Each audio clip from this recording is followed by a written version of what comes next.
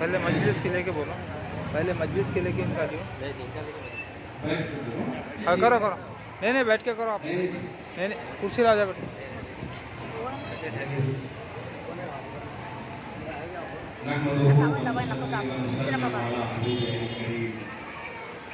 الامین العزیز الرؤوف الرحیم وعلی آلہ واصحابہ الافضلین الاکرمین اجمعین، اما بعد.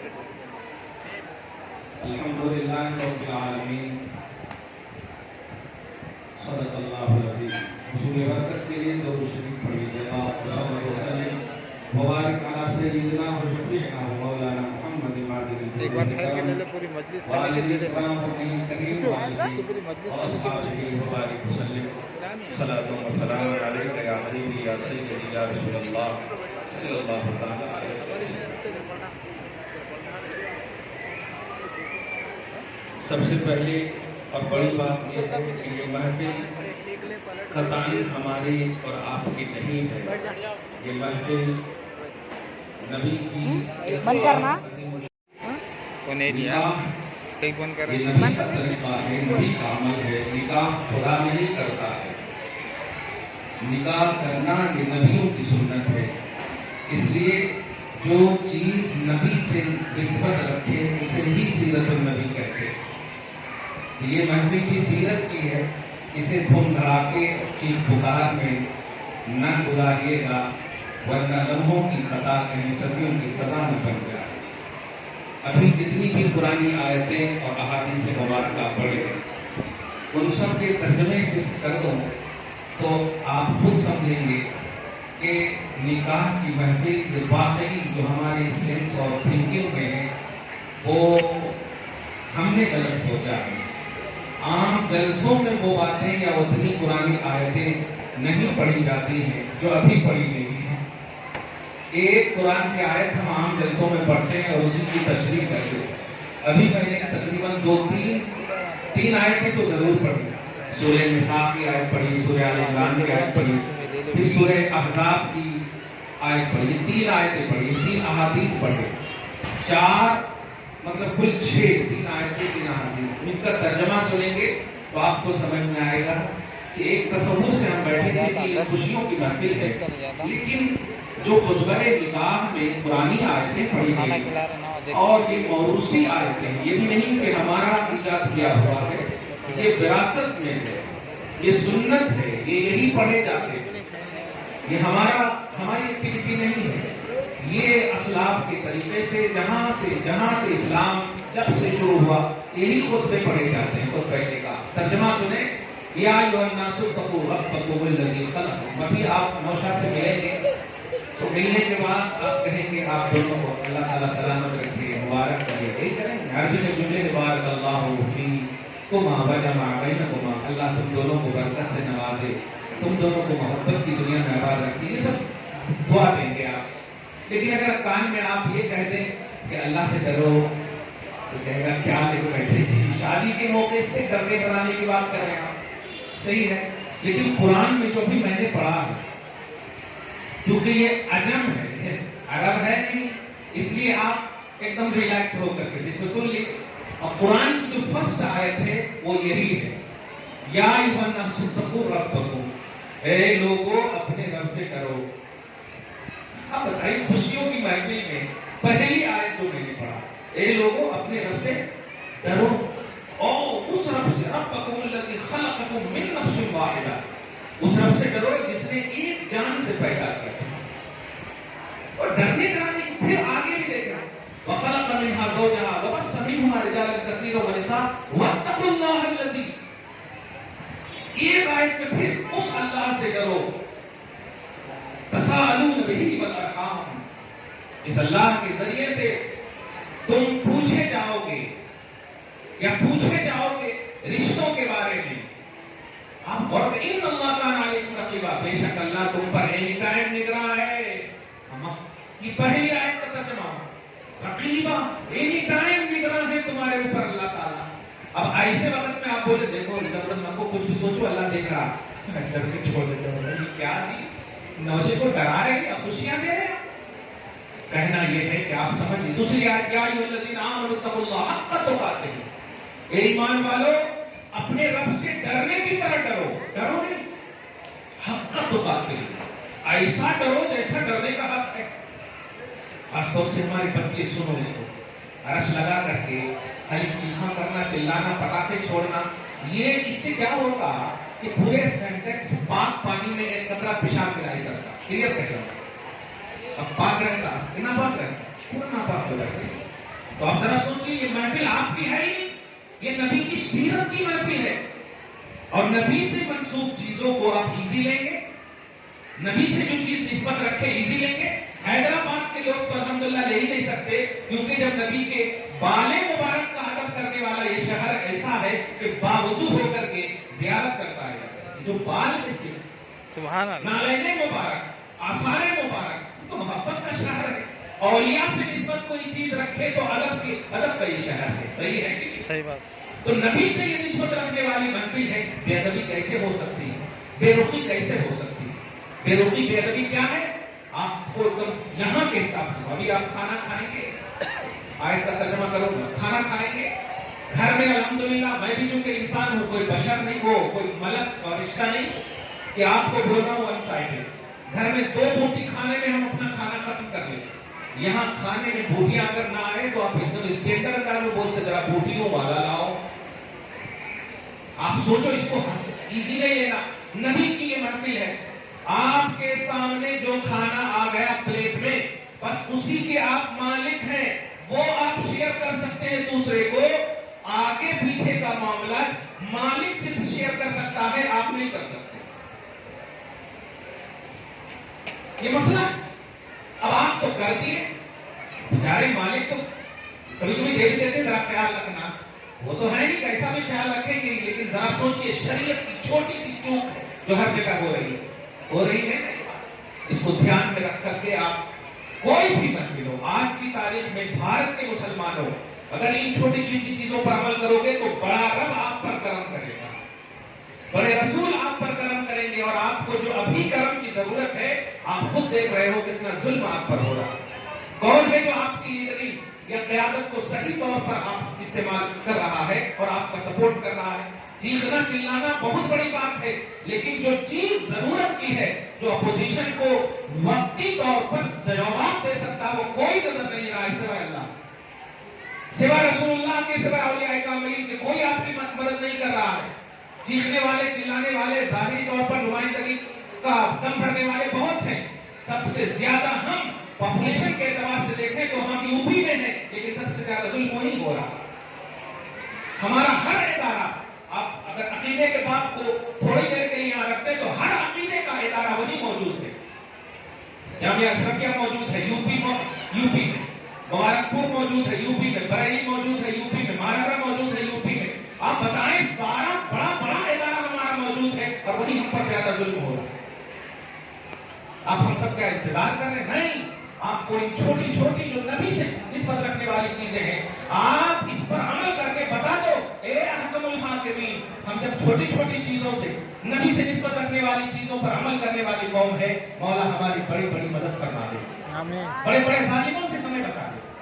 دوسری آیت میں نے، اے ایمان والو، جیسا ڈرنے کا حق ہے ویسا ڈرو، وَلَا تَمُوتُنَّ إِلَّا وَأَنْتُمْ مُسْلِمُونَ، اور سنو، مرنا نہیں، اور مرنا ضرور، ایمان کی حالت میں، اسلام کی حالت میں مرنے کی سوچو، اس کے علاوہ کسی اور چیز کے بارے میں مت سوچو۔ لا تموتن الا وانتم مسلمون، مت مرنا، ہرگز مت مرنا مگر مسلمان ہو کر مرنا۔ 20 لاکھ ہماری بیٹیاں مرتد ہو گئی ہیں، اور وہ ساری بیٹیاں انسکسیسفل ہوئی ہیں، فیس بک پر آ کر کے چیخ رہی ہیں، ہم ان کی محبت میں یہ ہو گئے، وہ ہو گئے، ایسا ہو گئے، ویسا ہو گئے، اب انہوں یہ کر کے ہمارے کو بھاگ گئے وغیرہ وغیرہ۔ کیا ہو رہا ہے؟ کیوں ہو رہا ہے ایسا؟ نقاب تو پہنا رہے ہو، لیکن دل کو حجاب والے نہیں بنا رہے ہو، ایمان کے دائرے میں آپ حجاب والے نہیں بنا رہے ہو۔ پردے والی، پردہ صرف ڈھکنے کا نام نہیں ہے، اگر صرف ظاہری ڈھکنے کا نام پردہ ہوتا تو جب پردے نہیں نکلے تھے اس وقت بھی تو اللہ کے نیک بندے موجود تھے نا۔ پردے اصل یہ ہے کہ آپ ایمان کے اعتبار سے آپ کا دل روشن رہے، تقوی والا رہے، پرہیزگار رہے۔ ابو بکر کی بیٹی ابو بکر کے بازو سے گزرتی تھی، اور جب گھر پہنچتے، ابو آپ کے قریب سے میں گزری، احساس ہوا؟ ابو بکر نے کہا مجھے تو کچھ احساس ہی نہیں۔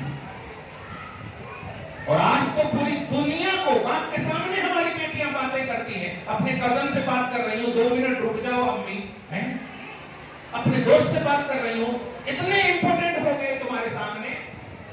وہ ماں کہ اگر تمہیں نفلی نماز میں حکم دے دے، آرڈر دے دے، تو توڑ کر آنے کا حکم ہے۔ عبادت خدا میں یہ حکم ہے کہ آ جاؤ، اور آج تم اپنے دوستوں کے لیے ان ماؤں کو نگلیکٹ کر رہی ہو۔ انجام دیکھ لو۔ کانسٹیٹیوشن آف انڈیا تو تمہیں یاد ہے، کانسٹیٹیوشن آف محمد یاد نہیں، نبی کا قانون یاد نہیں، فاطمہ کا تصور یاد نہیں ہے۔ تم تو جنت کے لیے عبادت کرتی ہو، رب نے تو جنت کی لیڈرنگ عطا کر دی تھی فاطمہ کو، ان کو قیادت دے دی تھی، ان کی انٹری کے بغیر کوئی ہماری بہنیں بیٹیاں جنت نہیں جا سکتی۔ لیکن پھر بھی آج تک تاریخ گواہ ہے کہ کبھی بھی نہ انہوں نے اپنی نگاہیں اونچی کی ہے، ان سے تو فرشتے حیا فرماتے تھے۔ حیا کا وہ کانسیپٹ ہے، حیا کا وہ عنوان ہے، تب جا کر حسین پیدا ہوتا ہے، تب حسن پیدا ہوتا ہے۔ آج آپ سلمان اور شاہ رخ کو پیدا کر رہے ہیں تو کیا ہوگا؟ کنگ آپ کا وہی بنے گا۔ ہمارا کنگ محمد ہے صلی اللہ علیہ وسلم، صحابہ ہے، اہل بیت ہے، حسین ہے، یہ سب کی قربانیوں سے آپ کے پاس دین آیا۔ اے ایمان والو، محفل نکاح کو اپنا نفس کی محفل، اپنے انجوائنگ کی محفل نہیں، یہ سیکنڈ رننگ، دعا کرتا ہوں کہ لاسٹ رننگ آف لائف کو، یہ وہ رننگ ہے ان کی رسپانسبلٹی بڑھ گئی۔ اب یہ حدیث پاک سنے آپ، نبی فرماتے ہیں جو نکاح کرتا ہے وہ آدھا ایمان مکمل کرتا ہے۔ کیا مطلب سمجھے؟ جو نکاح نہیں کیے ہیں وہ آدھا ایمان ہے ان کے پاس، آدھا ایمان کی بات ہے۔ من نکاح فقط استکمل نصف الایمان، اور کما قال صلی اللہ علیہ وسلم، جس نے شادی کیا، نکاح کیا، اس نے آدھا ایمان مکمل کیا۔ ارے باپ رے باپ، آدھا ایمان! اس کا مطلب یہ ہوا کہ شادی سے پہلے کی زندگی میں کیسا آپ کا کیا عنوان دو گے؟ آدھا ایمان مکمل۔ اس کے بعد کہتے ہیں فَلْيَتَّقِ اللَّهَ فِي النِّصْفِ الْبَاقِي، تو چاہیے کہ آدھے میں تقوی اختیار کر کے مکمل کر لو اپنے ایمان کو۔ کیا بات ہے! آدھا ایمان نکاح ہوتے ہی مکمل۔ اب جانتے ہیں کیوں مکمل؟ اس لیے کہ اب ان کی آنکھیں بچیں گی، اب ان کے احساسات دوسری بہنوں اور بیٹیوں کی طرف نہیں جائیں گی۔ نبی فرماتے ہیں جس نوجوانوں، اگر تم اپنی آنکھ کو، اپنی شرمگاہ کو، اپنی عزت کو بچانا چاہتے ہو، پاسبلٹی موجود ہے تو نکاح کر لو، آنکھیں بھی بچیں گی، شرمگاہ کی حفاظت بھی ہو۔ کیا بات ہے! دوسری آیت کے بعد تیسری آیت سنی، اللہ پاک فرماتا ہے جو میں نے تلاوت کی ہے، حدیث کسی موقع سے بیان کریں، یا ایھا الذین آمنوا اتقوا اللہ، اے ایمان والو ڈرو اللہ سے۔ تینوں آیت میں نے تو خطبہ میں جو پڑھا ہوں جس کی وجہ سے وہ شادی کر لی، اس کا ترجمہ ہے ایمان والو ڈرو اللہ سے، اور آگے فرماتا قولوا قولا سدیدا، درست بات بولا کرو۔ کیا بات ہے! اللہ سے ڈرو اور قول سدید بولے تو درست بات بولا کرو۔ اس محفل میں اللہ سے ڈرو، درست بات بولا کرو، اور آگے ہے یصلح لکم اعمالکم، یہ دو کام تم کرو، اللہ سے ڈرو، درست بات بولو، کبھی بیوی سے کوئی چیز نہیں چھپانا، بیوی بھی تم سے کوئی چیز نہیں چھپانا، جو چھپانے کی چیز ہو وہ چھپانا ٹھیک ہے، لیکن جو نہ چھپانے کی چیز ہو، مراد یہ ہے اللہ رسول کی خیانت نہ کرنا، ماں باپ کی خیانت نہ کرنا، رسوائی سے بچنا۔ نبی صلی اللہ علیہ وسلم فرماتے ہیں جب تمہاری نگاہ سے کوئی عورت تمہاری نگاہ میں اچھی ہو یا بھانے لگی، تمہاری بیوی موجود ہو تو فوراً بیوی کی طرف لوٹو، اس لیے کہ جو چیز تمہیں وہاں ملنے والی ہے یہاں بھی ملنے والی ہے، وہاں اگر تم نے استعمال کیا وہ حرام ہے، وہ گناہ ہے، بیوی کے پاس استعمال کیا تو عبادت ہے۔ دیکھا چیز وہی ہے، یرتما یرتفی نفسہ، یہ لفظ ہے عربی کے، جو چیز وہاں ملنے والی ہے وہ یہاں بھی ملنے والی ہے۔ یہ ہے آدھا ایمان کا کانسیپٹ۔ اے ایمان والو اللہ سے ڈرو اور درست بات کہو، درست مطلب سچ بولو، جھوٹ نہیں بولو۔ میں اپنی شادی کا ایک جملہ بول رہا ہوں، میرے پاس 1 روپیہ بھی نہیں تھے، 25,000 روپیے تھے، ممی نے آخری دن مانگ لیا تھا جو پیسے ہیں دے دو، پورا پیسہ دے دیا۔ رسم و رواج تو ہے ہی نہیں کہ پہلی رات کو بیوی کو کچھ تو دینا۔ اب گیا میں، جانے کے بعد پہلا لفظ یہی تھا، میرے پاس ظاہری طور پر دینے کے لیے کچھ نہیں ہے، بس میں یہی سچائی دے رہا ہوں آپ کو، کچھ نہیں ہے میرے پاس۔ اب ان کا جملہ سنیے، اگر یہی مجھے ملے گی، ہمیشہ اگر ملے گی، تو اس سے بڑی دولت کچھ نہیں ہے۔ سبحان اللہ۔ سچ کہہ رہا ہوں میں، دیکھ لو آپ کیا کرتے ہیں۔ کوئی اکاؤنٹ نہیں ہے میرا شادی سے پہلے، کوئی بیلنس نہیں ہے، الحمدللہ میرا سارا اکاؤنٹ میرے ماں باپ ہے، میرا سارا بیلنس میرے ماں باپ ہے۔ اب شادی ہو گئی تو آپ باپ ماں خود کہیں گے کہ خود تم کھولو، یہ کرو وہ کرو۔ جھوٹ نہیں بولنا شادی میں۔ تم ہو کہیں اور دوستوں کے گھر میں، کسی اور کے گھر میں، اور بیوی جب فون کر رہی ہے تو میں ذرا بزی ہوں، مصروف ہوں، نہیں، سچ بولو۔ انڈرسٹینڈنگ ہو دونوں کے درمیان، نہ بیوی کو ماں باپ سے روکنا، دھیان دیں، اور نہ بیوی شوہر کو ماں باپ سے روکیں۔ ان کے لیے ان کے ماں باپ کے قدم جنت ہے، اور ان کے لیے ان کے ماں باپ کے قدم جنت ہے۔ ہم نہیں روک سکتے۔ اگر بیوی اپنے ماں کے قدم کو چومنے کے لیے جانا چاہتی ہے تو ہم نہیں روک سکتے۔ آج یہی تو ہو رہا ہے حیدرآباد میں، گئی تو طلاق ہے، جنت گئی تو طلاق، یہ کیسا ہے؟ آپ کو کہنا ہوگا آپ کے ماں باپ آپ کے لیے جنت ہے، میرے ماں باپ میرے لیے جنت ہے۔ صحیح ہے کہ نبی نے فرمایا ہے۔ اس لیے ہفتہ ہو، مہینہ ہو، آپ اس بات کی کوشش کریں کہ ماں باپ سے جو جنت ہے ملاقات کے لیے، یہ انڈرسٹینڈنگ بہت ضروری ہے۔ آگے فرماتا ہے یصلح لکم اعمالکم، اگر تم دو کام کرو گے، اللہ سے ڈرو گے اور بات صحیح کرو گے، سچ کہو گے، تو تمہارے اعمال کو درست کرنا میری ذمہ داری ہے۔ کیا بات ہے! اور یہ ذمہ داری، دو کام تم کرو لیکن ایک نہیں۔ آگے یصلح لکم اعمالکم، یہ پہلا کام، اللہ تمہارے اعمال کو درست فرمائے گا۔ وَيَغْفِرْ لَكُمْ ذُنُوبَكُمْ، اب آپ نے دعا بھی نہیں کی مولا مغفرت فرماتا کہ اگر تم دو کام کرو گے تو میں پہلے تمہارے اعمال کو، یعنی تم سے اچھا عمل لوں گا کہ میں توفیق دوں گا، پھر یہ کہ تمہارے پاس کے گناہ کو بھی معاف کر دوں گا۔ یغفر لکم ذنوبکم، یصلح لکم اعمالکم ویغفر لکم ذنوبکم، اور آگے من یطع اللہ ورسولہ فقد فاز فوزا عظیما۔ نکاح کی محفل میں یہ دیا جا رہا کہ جو اللہ رسول کی اطاعت کرے گا، بیت کرے گا، مانے گا، اسے کامیابی ملے گی۔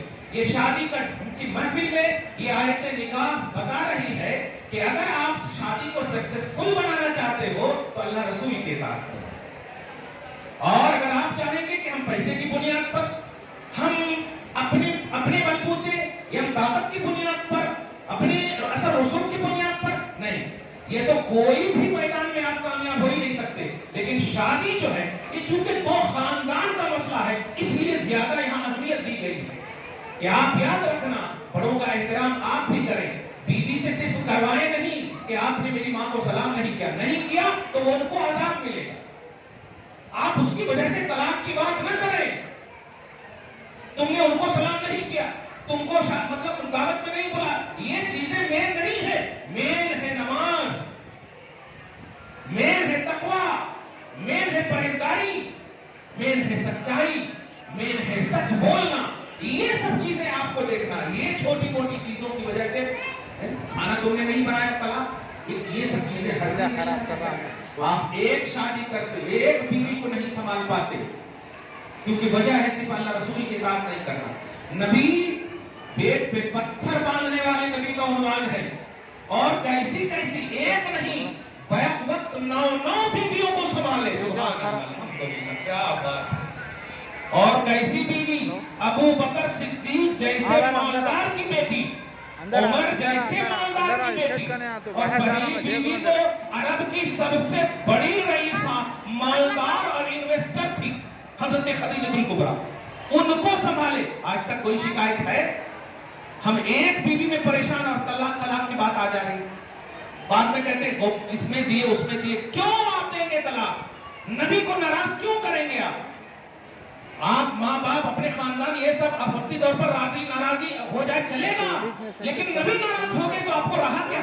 نبی فرماتے ہیں سب سے زیادہ مجھے تکلیف، میرے رب کو تکلیف طلاق سے ہوتی، اس لیے یہ نوبت بھی نہیں آنی چاہیے، معاملہ فہمی ہو۔ اور آخری بات، دونوں خاندان کے لیے یہ بات ہے، دھیان دیجیے گا، صبر کرنا یہ مجبوری نہیں، عبادت ہے۔ اس جملے کو اگر سمجھ گئے نا تو انشاءاللہ وہ یہ اس محفل کی کامیابی ہے. صبر کرنا مجبوری نہیں عبادت ہے. آپ لوگ بولتے ہیں کیا صبر کرتے کرتے تھک گئے. میرے مرید جب پوچھتے ہیں صبر کب تک کرنا, مرتے دم تک کرو بابا. کیوں؟ وہاں دیکھیں اب کربلا میں لاش کے انبار لگے ہوئے ہیں. کوئی شکایت ہے؟ کوئی شکایت نہیں ہے. کیا کمی تھی امام حسین کو؟ تو صبر جو ہے یہ مجبوری نہیں, یہ عبادت ہے. اور عبادت میں آپ کو ثواب ملے گا, عذاب نہیں ملے گا.